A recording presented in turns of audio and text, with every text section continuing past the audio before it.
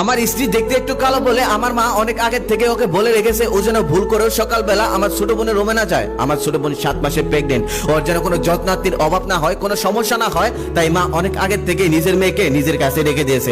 সেদিন হঠাৎ সকালবেলা আমার ছোট বোনের রুমে চিৎকার চেঁচামেচি শুনলাম। আমি দৌড়ে সেই রুমের দিকে যেতে লাগলাম আর মনে মনে ভাবলাম ওর কোনো সমস্যা হলো না তো। তবে গিয়ে দেখি আমার ছোট বোন আমার স্ত্রীকে বলতেছে, আমি বলছি না কখনোই তুমি আমার রুমে আসবে না, তোমার মুখটা দেখলে আমার মেজাজটাই গরম হয়ে যায়। তখন আমি আমার বোনকে বললাম, ওর মুখে কি এমন আছে যে দেখলে তোর মেজাজটা গরম হয়ে যায়, আর উত্তর রুমে আসলে কি এমন হয়েছে? আমার ছোট বোন কিছুই বলতেছিল না।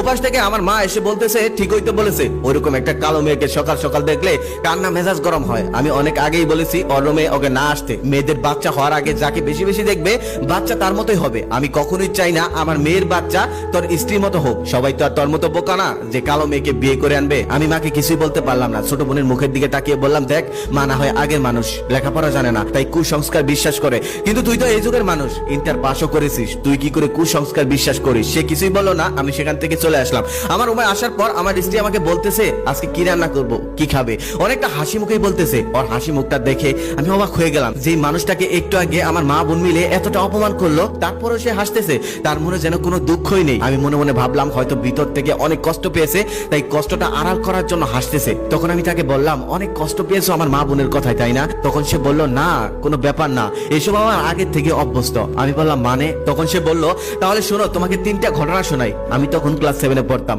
একদিন বৈশাখী মেলায় আমি একটু সেজেছিলাম আর শাড়িও পরেছিলাম। তারপর যখন বান্ধবীর বাসার উদ্দেশ্যে বের হবো, ঠিক তখনই পাশের আন্টি মুখ বাঁকা করে বলল, যতই মেকআপ করো না কেন, কাক কাকি থাকে, কাক কখনোই বক হতে পারে না। সেদিন অবশ্যই আমি অনেক কষ্ট পেয়েছিলাম, তবে সেদিন একটা জিনিস শিখেছি, কালো মানুষের শাস্তি নেই। তারপর থেকে আমি আর কখনোই সাজিনি। তারপর কলেজে ওঠার পর বান্ধবীদের সাথে একদিন রেস্টুরেন্টে খেতে গেলাম। সেখানে যাওয়ার পর সকল বান্ধবীরা সেলফি তুলছিল, আমিও সেলফি তুলতে যাই। তখন একটা বান্ধবী আমাকে বলে, তুই সেলফি তুললে তো সেলফিটাই নষ্ট হয়ে যাবে। তারপর আর সেলফি তুলিনি। তবে সেদিন আমি আরো একটা জিনিস শিখলাম, কালো মানুষের সেলফি তুলতে নেই। তারপর একের পর এক পাত্র যখন আমাকে দেখতে আসতো আর আমি কালো বলে আমাকে রিজেক্ট করে চলে যেত।